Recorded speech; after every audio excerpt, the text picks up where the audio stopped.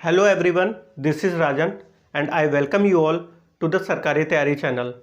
इस वीडियो में हम लोग बात करेंगे यूपीएससी ईपीएफओ इन्फोर्समेंट ऑफिसर और ईपीएफओ ने वैकेंसी जो अभी हाल ही में आउट किया है एसएसए यानी कि सोशल सिक्योरिटी असिस्टेंट की पोस्ट के बारे में। इन दोनों में क्या क्या सिमिलैरिटीज़ हैं इनके बारे में यहाँ पे बात करेंगे। और यूपीएससी ईपीएफओ ईओएओ पोस्ट के जो स्टूडेंट्स फॉर्म भरे हुए हैं उन स्टूडेंट्स को क्या यह फॉर्म भरना चाहिए अथवा नहीं, इस पे यहाँ पे बात की जाएगी। और दूसरा पॉइंट यहाँ पे बात करेंगे कि इन दोनों वैकेंसीज़ का यानी कि इसका और इसका सिलेबस में क्या क्या डिफरेंसेस हैं और क्या क्या सिमिलैरिटीज़ हैं दोनों की वैकेंसीज़ में। और तीसरा यहाँ पे बात करेंगे एग्जामिनेशन पैटर्न को लेके, इन्फोर्समेंट ऑफिसर और अकाउंट ऑफिसर में क्या पैटर्न है और सोशल सिक्योरिटी असिस्टेंट में क्या पैटर्न है। इन दोनों में जो कंपैरिजन करेंगे तो आप सभी लोगों को बहुत अच्छे से क्लियर हो जाएगा कि क्या आप लोगों को यह फॉर्म भरना चाहिए अथवा नहीं। बहुत से स्टूडेंट्स कंफ्यूज हैं, ईपीएफओ ईओएओ के जो फॉर्म भरे हुए हैं ऑलरेडी वे कंफ्यूज हैं कि क्या सोशल सिक्योरिटी असिस्टेंट का फॉर्म भरे या नहीं। और बहुत से स्टूडेंट जो सीजीएल के हैं यानी कि एसएससी की जो प्रिपरेशन कर रहे हैं वे स्टूडेंट्स तो इस वैकेंसी को लेके बहुत ही मतलब कि खुश हैं। उनका खुश होने का कारण यह है कि आप सभी लोग अभी मैं जब सिलेबस बताऊंगा तो उसमें देखेंगे मोस्ट पार्ट जो है ऑलमोस्ट पार्ट जो है इनका कवर हो रहा है। तो यहाँ पे अब हम लोग बात करने जा रहे हैं फॉर्म फिल करें या नहीं। तो जो भी स्टूडेंट ईओएओ का फॉर्म भरे हैं उनको सोशल सिक्योरिटी असिस्टेंट का फॉर्म भरना चाहिए या नहीं, यह आप सभी लोग पूरी वीडियो देखिएगा, अपने आप क्लियर हो जाएगा जब मैं सिलेबस और एग्जामिनेशन पैटर्न के बारे में बात करूंगा। अब यहाँ पे बात करेंगे सोशल सिक्योरिटी असिस्टेंट के सिलेबस को लेके। सिलेबस के अंतर्गत आप सभी लोग देख रहे होंगे यहाँ पे मेनली 5 सेगमेंट से क्वेश्चन पूछे जाएंगे, यानी कि 5 सब्जेक्ट्स हैं। इसमें कौन कौन से सब्जेक्ट्स हैं यहाँ पे मैं नोट करता हूँ। 5 सब्जेक्ट्स हैं, आप सभी लोगों को पता हो गया होगा कि 5 सब्जेक्ट कौन कौन से हैं। 5 सब्जेक्ट्स में पहला है क्वांटिटेटिव एप्टीट्यूड और रीजनिंग यानी कि मैथ्स। आप सभी लोग सरल भाषा में यह समझें कि मैथ्स है, रीजनिंग है, इंग्लिश है, जीके है और 5वां है कंप्यूटर। अब सबका जो क्वेश्चन पूछने का रहेगा मतलब कितना कितना वेटेज रहेगा तो आप सभी लोग देख लें। मैथ्स की यदि बात करें तो मैथ्स में 30 क्वेश्चन आएंगे। मैथ्स में सोशल सिक्योरिटी असिस्टेंट की बात कर रहे हैं अभी, तो मैथ्स में यहाँ पे 30 क्वेश्चन आएंगे। और यदि बात करते हैं रीजनिंग की तो रीजनिंग में भी 30 क्वेश्चन आएंगे। परंतु यदि बात करें, अच्छा एक चीज़ और सेगमेंट है यानी कि जीके से भी 30 क्वेश्चन ही आप सभी से पूछे जाएंगे। परंतु यहाँ पे बात करते हैं यदि इंग्लिश की विथ कॉम्प्रीहेंशन लिखा हुआ है यानी कि कॉम्प्रीहेंशन के भी क्वेश्चन आएंगे, वह ऑब्जेक्टिव टाइप के रहेंगे। तो 4th आपका सब्जेक्ट है इंग्लिश से यहाँ पे बहुत ही मेजर क्वेश्चंस पूछे जाएंगे, यानी कि 50 क्वेश्चन आपको इंग्लिश में देखने को मिलेंगे। ठीक है, 50 क्वेश्चन इंग्लिश से रहेंगे। और 5वां और लास्ट है आपका कंप्यूटर से आपको 10 क्वेश्चन देखने को मिलेंगे। यहाँ पे सभी का प्रति क्वेश्चन यानी कि एक क्वेश्चन कितने मार्क्स का होगा तो 4 मार्क्स का होगा एक क्वेश्चन। ठीक है, 4 मार्क्स का होगा एक क्वेश्चन। यदि आप लोग इसको टोटल करते हैं तो 150 क्वेश्चन हो रहे हैं और यदि इसको मल्टीप्लाई करते हैं 4 से तो 600 मार्क्स की टोटल आपकी परीक्षा होगी। और आपको यह चीज़ और क्लियर कर दें कि जो सोशल सिक्योरिटी असिस्टेंट की परीक्षा होनी है इसमें टीयर 1 एंड टीयर 2 है। टीयर 2 में आपको सिर्फ और सिर्फ स्किल टेस्ट देना है यानी कि टाइपिंग की परीक्षा देना है। ठीक है, और कुछ नहीं होगा। इस बार पैटर्न चेंज हुआ है तो टीयर 2 टीयर 1 के बेसिस पे ही आप सभी का सिलेक्शन होगा। दैट मीन्स टीयर 2 जो है वह क्वालिफाइंग नेचर का है, उसके कोई भी मार्क्स अलॉट नहीं किए जाएंगे। इसका मतलब यह हुआ कि आपकी जो फाइनल मेरिट होगी वह 600 मार्क्स पे ही बनेगी। यहाँ पे एक चीज़ और ध्यान दीजिएगा, 1/4 की जो है निगेटिव मार्किंग है। ठीक है, इस चीज़ को क्लियर रखिएगा कि 1/4 की जो है यहाँ पे निगेटिव मार्किंग आपको इस परीक्षा में देखने को मिलेगी। और फिर सेकेंड स्टेज जो भी यहाँ पे कैंडिडेट क्वालिफाई होंगे 1:10 के रेशियो में क्वालिफाई होंगे, यानी कि एक वैकेंसी पे 10 स्टूडेंट जो है टाइपिंग के लिए भेजे जाएंगे। ठीक है, एक वैकेंसी पर 10 स्टूडेंट जो है टाइपिंग के लिए भेजे जाएंगे।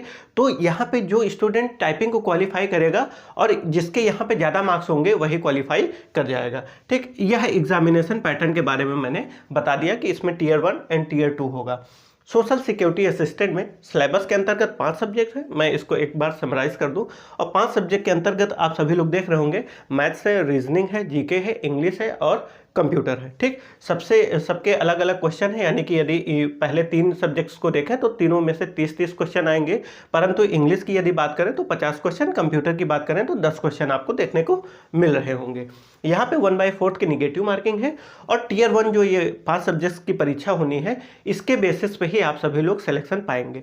टियर 2 जो होगा वह क्वालिफाइंग नेचर का होगा।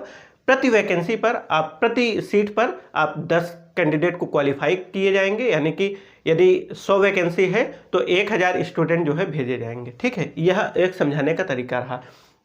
1/4 की निगेटिव मार्किंग रहेगी, सेकंड स्टेज में टाइपिंग रहेगी। ठीक, यह टोटल आपके बारे में मैंने आप सभी को बताया सोशल सिक्योरिटी असिस्टेंट के बारे में।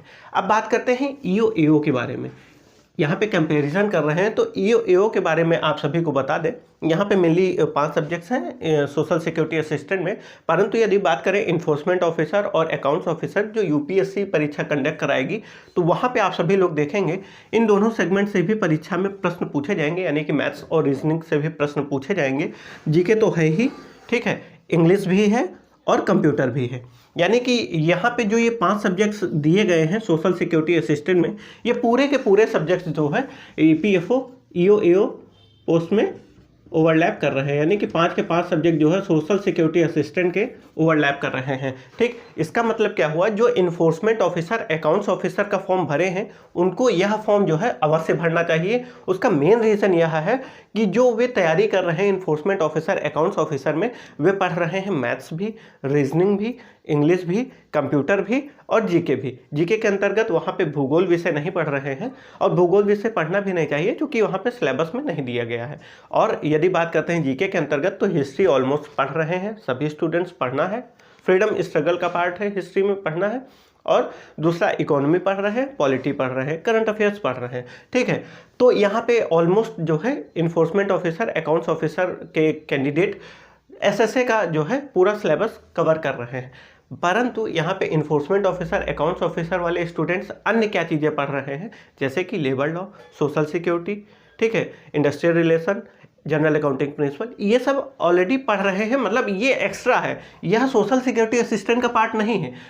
इसका मतलब अगर समराइज करें या एक वर्ड में कहा जाए कि इन्फोर्समेंट ऑफिसर और अकाउंट ऑफिसर के जो स्टूडेंट्स फॉर्म भरे हैं उनको क्या सोशल सिक्योरिटी असिस्टेंट का फॉर्म भरना चाहिए? अब आप सभी लोग इसका जवाब देने में सक्षम हो गए होंगे कि भरना चाहिए अथवा नहीं। तो जी हाँ, बिल्कुल भरना चाहिए, और मैं तो कहूँगा कि भरना ही नहीं चाहिए, आप आज ही भर दें। उसका कारण यह है कि आप लोग लास्ट डेट का वेट ना करें। जब आप लोग लास्ट डेट का वेट करेंगे, हो सकता है कोई भी दिक्कत हो सकती है साइट में, यानी कि जब क्राउड ज़्यादा होती है तो साइट भी स्लो हो जाती है। इसलिए अब आप सभी लोगों को मैंने इस वीडियो के माध्यम से क्लियर कर दिया। बहुत से मैसेज आए हुए थे कि सर इन्फोर्समेंट ऑफिसर और अकाउंट ऑफिसर का फॉर्म भरे हैं, क्या सोशल सिक्योरिटी असिस्टेंट का भी फॉर्म भरना चाहिए अथवा नहीं? तो यहाँ पे आप सभी को क्लियर हो गया होगा कि फॉर्म भरना चाहिए अथवा नहीं। मेरी साइड से तो अगर पूछा जाए कि फॉर्म भरना चाहिए या नहीं, तो मैं तो कहूँगा बिल्कुल फॉर्म भरें, कोई दिक्कत की बात नहीं है। 700 रुपये या हाँ शायद 700 रुपये फीस है, हाँ 700 रुपये फीस है इसकी, आप लोग एक बार चेक कर लीजिएगा, ध्यान नहीं है, परंतु 700 के करीब में ही इसकी फ़ीस है। तो क्यों नहीं भरना चाहिए? भरना चाहिए बिल्कुल। और आप सभी लोग अच्छे से तैयारी करिए। अब तो ईपीएफओ में जाने के दो मौके हैं। सोशल सिक्योरिटी असिस्टेंट के थ्रू जा सकते हैं या डायरेक्ट आप लोग इन्फोर्समेंट ऑफिसर और अकाउंट ऑफिसर बन सकते हैं। यदि सोशल सिक्योरिटी असिस्टेंट बनते हैं तो इन्फोर्समेंट ऑफिसर और अकाउंट ऑफिसर से लोअर पोस्ट है, यानी कि यह लेवल 5 की जॉब है, और जो इन्फोर्समेंट ऑफिसर और अकाउंट ऑफिसर की पोस्ट है वह लेवल 8 की जॉब है। परंतु यदि बात करते हैं यूपीएससी ईपीएफओ से ही एक और वैकेंसी आई हुई थी एपीएफसी की, यूपीएससी ने एपीएफसी की भी वैकेंसी निकाली थी। वह यदि बात करें तो वह इन दोनों वैकेंसी से टॉप पे है, यानी कि APFC assistant provident fund commissioner, वह लेवल 10 की जॉब है। दैट मीन्स यदि आप लोग सोशल सिक्योरिटी असिस्टेंट बनते हैं तो प्रमोट होके ईओ बनेंगे, और ईओ बनते हैं तो प्रमोट होके एपीएफसी बनेंगे। ठीक, सारी चीज़ें समझ में आ गई। तो दोस्तों इस वीडियो को यहीं पे समाप्त करते हैं, मिलते हैं नेक्स्ट वीडियो में। तब तक के लिए सभी दोस्तों को मेरा नमस्कार, जय हिंद।